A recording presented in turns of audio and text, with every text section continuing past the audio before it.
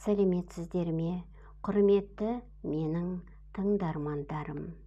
Мен сіздерден видео астындағы подписаться сөзіне басып тіркелулеріңізді сұраймын.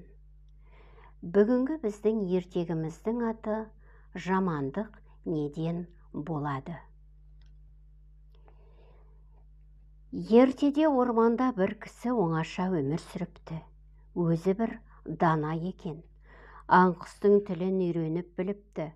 Олармен сырласып, мұңдасып, әрқайсынан ғибрат алып, сөйлесіп жүріпті. Пейілі мен мейірі кен, зейіні мен бейілі кең екен. Қандай нәрсе көрсе де мәнін аңдап, кеудесіне тоқып жүреді екен. Бір күні жырақта көлеңке сағалап, ой бағып отыр еді. Бір тұстан аңдардың жамыраған даусын естиді.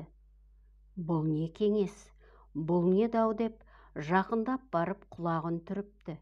Сөйтсе, аң мен құс жиналып, осы дүниеде жамандық неден болады деп таласып жатыр екен. Қарға: менің ойымша, дүниедегі жамандық кедейлік пен аштықтан болады, асқазандағы бостықтан болады. Қарның жырылдап, ішегің аш қасқырдай ұлыған кезде оң мен терісті ажыратудан қаласың.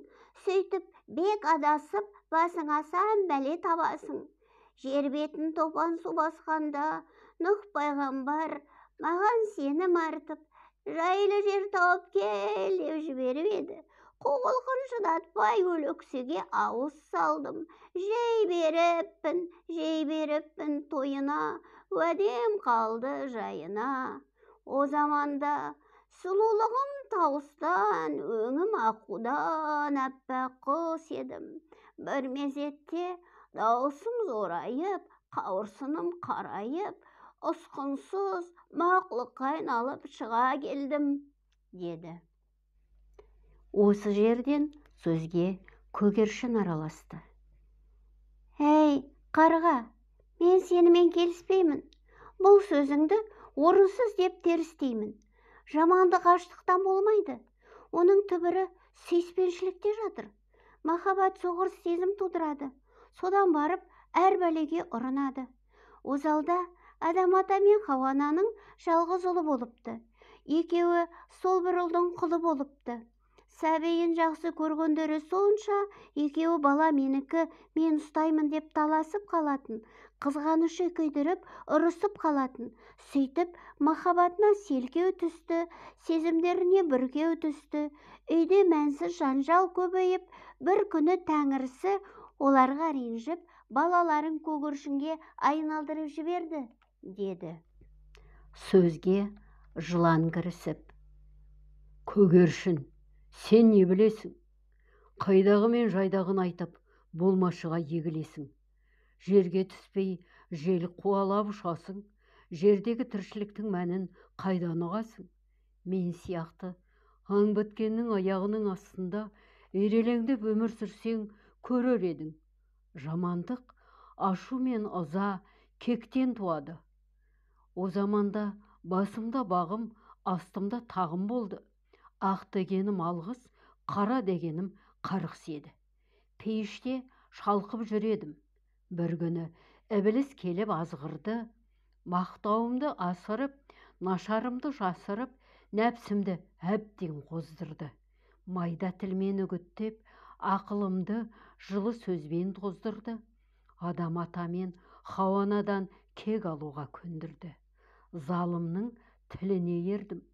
Адамның мінін тердім. Алдауға тез түстім. Әзәзіл ібіліс әзелден туысым еді. Адамның кесірінен жұмақтан қуылып еді. Сол үшін бірге кек алмаққа сөз байластым. Ақырында Құдайдың жазасына ұшырап, өмірім осындай кіріптар болды. Не қолым, не аяғым жоқ, сүйенер таяғым жоқ. Біреу басымды, не құрығымды баспасын деп, ирелеңдеп қашып жүремін. Кеудемдегі сол кекті әлі өшіре алмай, өзіммен бірге тасып жүремін. Міне, көрдіңдер ме? Жамандық ызақорлықтан туады, деді. Бұғы айтты: Әй жылан, мен ызақор да кекшіл де емеспін. Аштан қатып өлсем де, қарғаға ұқсап арамаспен өлексені жемеспін. Дүниеге қарасам, жан-жағымды барласам, жаманды қорқақтықтан болады. Жүрегінің түгі жоқ, батылдыққа шорқақтықтан болады. Ағаштың бұтағы сыбдырласа, жапырағы сусылдаса болды, жүрегім дір етеді. Сақтығым үрейімді үдетеді. Жан-жағыма қарамай, аялдап, бір барламай зыта жөнелемін. Өмірім үрейден, қашудан тұрады. Қашып келе жатып, бір күні жардан құлап өлесің, не ит құсқа жем боласың. Жамандық қорқақтықтан туады, деп ойлаймын, деді бұғы. Бәрінің сөзін тыңдап жатқан адам оларға жақындап: Біз адам баласы жамандықты да жақсылықты да көп істейміз. Бәрің дұрыс айттыңдар. Жамандықтың себебін дұрыс көрсетіп, байламын қате түйдіңдер. Қарға, сен бәленің бәрін кедейлік пен аштықтан көресің. Бірақ ол бәленің өзі емес, керісінше жақсылықтың таразысы болады. Жоқтық пен аштық кімнің кім екенін, ниетінің шын екенін көрсететін сын сағат. Тоқ кезінде бәрі жомарт. Мырзалықты кедейлікте тексеру керек. Нұх пайғамбар саған сенім артып шаруа жүктеді, бірақ сен жауапкершілік арқалай алмадың. Оған аштық емес, нәпсіңді тежей алмаған өзің кінәлісің. Бойыңда мінезің мен жігердің болмауы, ақылың тұралап, ойыңның толмауы осыған алып келді. Ал көгершін, саған айтарым, егер сүйіспеншілік таза болса, махаббат пенделіктен ада болса, ол жамандық әкелмейді. Керісінше махаббаттан жасампаздық туады. Адам ата мен Хауана балаға таласқанда пенделік сезім танытты. Ондай құштарлықтан қызғаныш туады. Құдай оларды сәбиін жақсы көрген үшін емес, қызғаныш тудырып, жанжал сөз қудырып, берекелерін қашырған үшін жазалады. Сәбилері көгершінге айналған соң, олар өз ісіне өкініп, кешірім сұрап, татуласқан еді.